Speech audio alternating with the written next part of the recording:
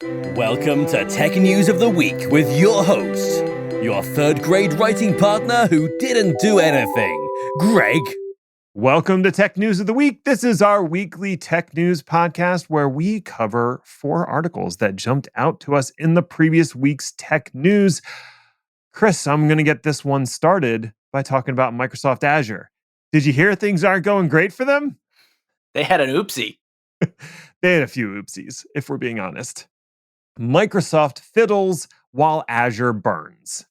On Tuesday, July 30th, a DDoS attack managed to take down large swaths of Microsoft Azure, bringing down other third-party services with it. The problem started around 11:45 UTC and lasted for about 8 hours. Among the impacted Microsoft services were Azure App Services, Azure IoT Central, not sure who's actually using that one, Azure Policy, that sounds important, and the Azure Portal, that sounds very important, and various and sundry Microsoft 365 services. Based on early research provided by Microsoft, their DDoS mitigation controls correctly identified against an external onslaught. However, ironically, those controls ended up intensifying the impact rather than ameliorating it. That's bad. This is the second major Azure outage in the past 2 weeks, and while the catalyst of this outage appears to be external, it was Microsoft's poor handling of the situation that resulted in customer disruption. If I were leveraging Azure for any critical services, I'm not, I would be thinking heavily about migrating or at least co-locating the service on another cloud provider. As luck would have it, Tuesday was also the day that Microsoft released their financial year Q4 numbers with a miss on projected Azure and AI growth. The stock dropped 7% since the earnings were released, and one has to wonder how much the recent outages and CrowdStrike debacle have shaken investors' confidence in Microsoft's ability to deliver. Was the DDoS attack timed to coincide with the earnings call, or was it just a happy accident? We'll never know, but it does seem rather suspicious. Does anyone know what Larry Ellison's been up to lately? 2 generations of Intel CPUs affected by a chip-destroying voltage bug. Ooh. So that's kind of concerning. A little bit. End users who have been using the 13th and 14th generation Intel CPUs, the high-end i9 13900K and 14900K in particular, have been reporting crashes during gaming over the past few months. And for the past few months, Intel has been saying, it's probably your fault. Well, this week, that particular tune changed a little bit, with Intel announcing that there was a microcode issue that, quote, elevated operating voltage, which caused damage to the CPU. That's right, kids. It wasn't those pesky overclockers causing the issue. It was the CPU itself mistakenly asking for incorrect voltages. Ooh. The damage to the CPUs is permanent, by the way. Cool. Awesome. Now, on the bright side, Intel did announce that a replacement to the bad microcode will be coming out in mid-August, and if you have a chip that's broken, you can RMA it and get it replaced. What if you have a chip that's baked into the motherboard, like on a laptop, you might ask? Well, Intel's not going to do anything for that, as they claim that those chips aren't affected. Reading the comments, of course, there are plenty of users who claim otherwise. So we're going to have to see what shakes out there, if anything. As someone who has a framework laptop that I'm pretty sure has that chip in it, that's the entirety of my comment. AI isn't a panacea. Say it ain't so. Upwork has published the results of a survey studying the current climate of employee productivity and the impact of artificial intelligence. They surveyed 2,500 C-suite executives and full-time employees from the US, Canada, and UK about current workload, workplace sentiment, and the utility of AI. It turns out that those pushing AI as a solution for productivity have no idea what the hell they're talking about.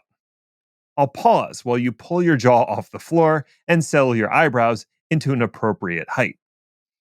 The study found that 96% of C-level leaders believe AI will increase their company's productivity.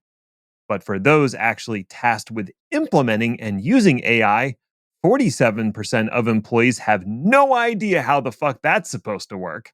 And 77% say AI tools foisted upon them have resulted in lowered productivity. And foisted they are, with 39% of employers requiring the use of AI tools and 46% encouraging their use. How vaguely threatening you find encouraging is entirely up to you. At the same time, 65% of employees are struggling with employer demands, and 71% say they are burned out. The entire study pours some much needed water on the AI bonfire that has consumed the last 18 months.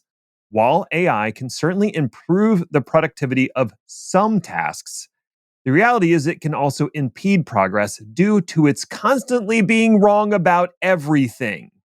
Basically, all these employees have been saddled with a super chipper but completely incompetent coworker who injects chaos into every task.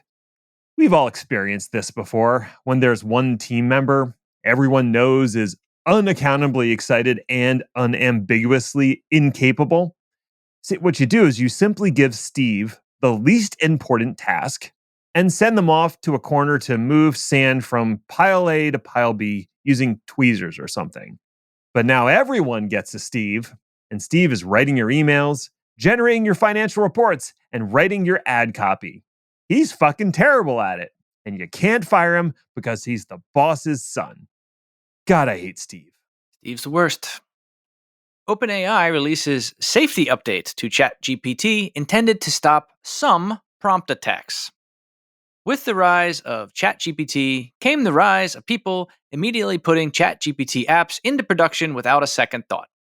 Woo! This was then immediately followed by hackers and/or what I'm sure the cool young people still call lulzers, manipulating the shit out of these ChatGPT apps. One of the surefire and fun ways to get around AI apps programming, and note the enormous air quotes there, was basically to say something along the lines of forget all previous instructions and fill in the blank. There were, of course, other ways to get private information out of the system. Just 3 short weeks ago, if you simply said hi to ChatGPT, it would respond to you with, quote, a complete set of system instructions that guide the chatbot. The examples go on from there. I mean, I've met plenty of people who can only overshare, but that's a bit much. OpenAI fixed that one real quick, of course. This latest update creates something called an instruction hierarchy, which is supposed to be unbreakable. In theory, this would allow programmers to tell their bots that they are not to ever forget their previous instructions. It also gives them lists of things that you can put that are basically immutable rules that will not change no matter how you interact with the bot. Again, in theory. Mm-hmm. This does not mean that you won't still be able to mess with these bots, of course, but I suppose it's good that this one quite obvious way of doing it has finally been stopped. It's just wild that it wasn't there in the first place. Well, that's all we have for today. Thanks for listening or something. Go away now. Bye.